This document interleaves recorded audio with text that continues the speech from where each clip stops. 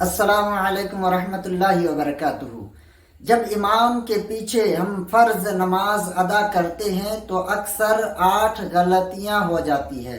ان 8 غلطیوں میں سے کوئی نہ کوئی غلطی ہم سے ہو جاتی ہے جس سے نماز خراب ہو جاتی ہے۔ تو آج ان 8 غلطیوں کے بارے میں ذکر کریں گے اور اسی پر روشنی ڈالنے کی کوشش کریں گے۔ تو آپ چینل پر نئے ہیں تو سبسکرائب کیجئے، بیل آئیکن کو پریس کر دیجئے۔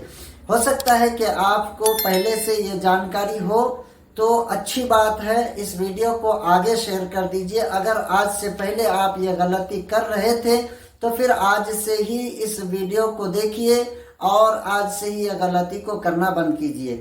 نمبر 1 پہ سب سے پہلی غلطی ہم کیا کرتے ہیں کہ ہم پہلی رکعت میں نیت کرنے کے بعد جب ثنا پڑھتے ہیں، امام صاحب بھی ثنا پڑھیں گے اور مقتدی بھی ثنا پڑھیں گے، اس کے بعد امام صاحب قرات کریں گے۔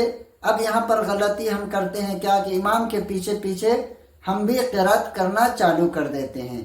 یہ پہلی غلطی، ہمیں قرات نہیں کرنی ہے، نہ ہی کچھ پڑھنا ہے، بلکہ خاموش کھڑے رہنا ہے۔ امام صاحب قرات کریں گے، آپ کو صرف ثنا پڑھ کر خاموش کھڑے رہنا ہے۔ اس کے بعد دوسری غلطی کہ امام صاحب تکبیر کہیں گے تو ہمیں بھی تکبیر کہنا ہے، جیسے اللہ اکبر تکبیر اولا تو مقتدی کو بھی کہنا ہے۔ امام صاحب بلند آواز سے کہیں گے تو مقتدی کو آہستہ کہنا ہے، بلند آواز سے نہیں کہنا ہے۔ رکوع کی تکبیر بھی کہنی، سجدے کی تکبیر بھی کہنی ہے۔ ایسا نہیں کہ امام صاحب کہہ رہے ہیں اور ہم خاموش رہیں، نہیں، خاموش رہنے کا حکم صرف قیام میں ہے، اس لیے تکبیر میں آپ کو یہ تکبیر کہنا ہے۔ قوما میں جیسے امام صاحب سمع اللہ لمن حمیدہ، یہ تیسری غلطی کرتے ہیں ہم، سمع اللہ لمن حمیدہ امام صاحب کہتے ہیں تو ہم بھی پیچھے سمع اللہ لمن حمیدہ کہتے ہیں۔ یہ غلطی ہے ہماری، سمع اللہ لمن حمیدہ نہیں بلکہ ربنا لک الحمد کہنا ہے۔ امام صاحب سمع اللہ لمن حمیدہ کہیں گے تو مقتدی کو ربنا لک الحمد کہنا ہے۔ چوتھی غلطی کرتے ہیں ہم رکوع اور سجدے میں تسبیح پڑھنا، کہ اکثر لوگ سوچتے ہیں امام صاحب پڑھ ہی رہے ہیں تو ہم کہے پڑھیں، ہم چپ رہیں، نہیں، رکوع کی تسبیح پڑھنا ہے، امام صاحب بھی پڑھیں گے اور مقتدی کو بھی رکوع میں تسبیح پڑھنا ہے، سجود میں بھی تسبیح پڑھنا ہے۔ قاعدہ اولا، اگر 4 رکعت والی نماز ہے قاعدہ اولا میں تو آپ کو اتحیات پڑھنا ہے، امام صاحب بھی اتحیات پڑھیں گے، آپ کو بھی اتحیات پڑھنا ہے۔ اس کے بعد تکبیر کہتا ہوا امام صاحب کھڑے ہوں گے تو آپ کو بھی تکبیر کہتا ہوا ہی کھڑے ہونا ہے، ایسا نہیں کہ چپ چاپ کھڑے ہو جانا ہے۔ یہ 5ویں غلطی تھی۔ اب 6ٹھا غلطی ہم کیا کرتے ہیں کہ قیام کی حالت میں قرات بالکل یہ نہیں کرنا ہے، قیام کی حالت میں بالکل قرات نہیں کرنا ہے، خاموش کھڑے رہنا، امام کے پیچھے سننا ہے۔ اور اقتدا کی نیت اگر ہم جب کر چکے ہیں تو یہ 7ویں غلطی کرتے ہیں کہ ہم آگے آگے آگے آگے چلنا چالو کرتے ہیں۔ امام صاحب ابھی رکوع سے اٹھے نہیں کہ ہم کھڑے ہو جاتے، امام صاحب سجدے میں پہنچے نہیں کہ ہم سجدے میں پہنچ جاتے ہیں، تو یہ غلطی ہم کرتے ہیں۔ تو یہ غلطی سے بچیں۔ امام کی قرات شروع کر دیں، امام جب قرات شروع کر دیتے ہیں تو یہ 8ویں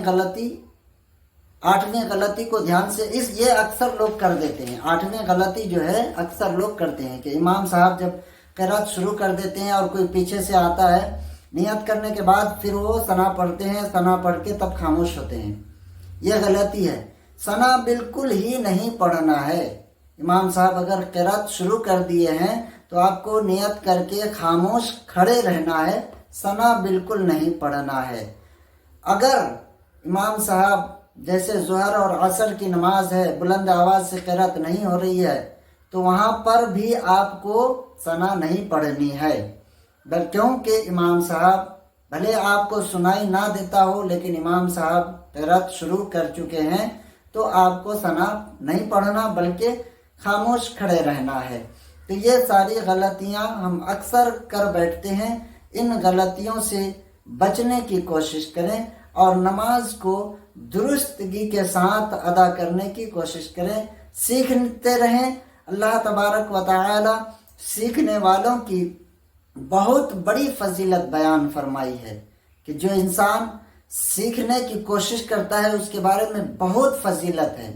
جیسا پیارے آقا صلی اللہ تعالی علیہ وسلم کی ایک حدیث ہے کہ پیارے نبی صلی اللہ علیہ وسلم نے فرمایا کہ اے لوگو علم حاصل کرو، یہ علم حاصل کرنا تمہارے لیے فرض ہے.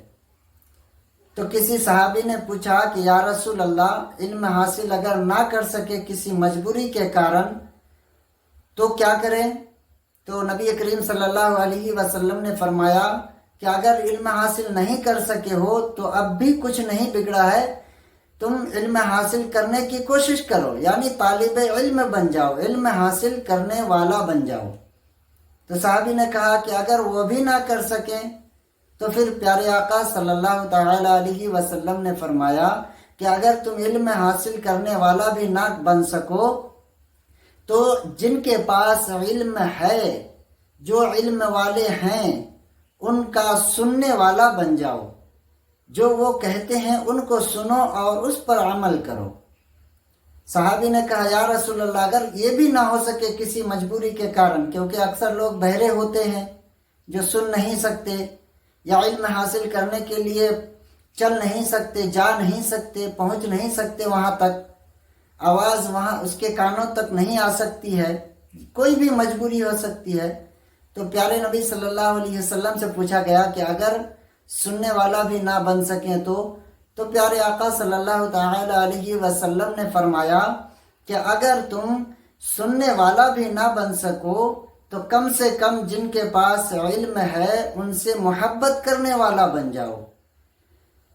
پیارے آقا صلی اللہ تعالی علیہ وسلم نے یہ 4 طریقے بتائے اور آخر میں جا کر کے پیارے نبی صلی اللہ تعالی علیہ وسلم نے یہ بھی فرمایا کہ ان 4 کے علاوہ 5واں طریقہ اختیار مت کرنا، یعنی علم والوں سے بغض مت رکھنا، علم والوں سے نفرت مت کرنا، علم والوں کے ساتھ برے اور گندے الفاظ سے باتیں نہ کرنا، کیونکہ یہ تمہیں ہلاکت اور تمہاری بربادی کا ذریعہ بن سکتا ہے.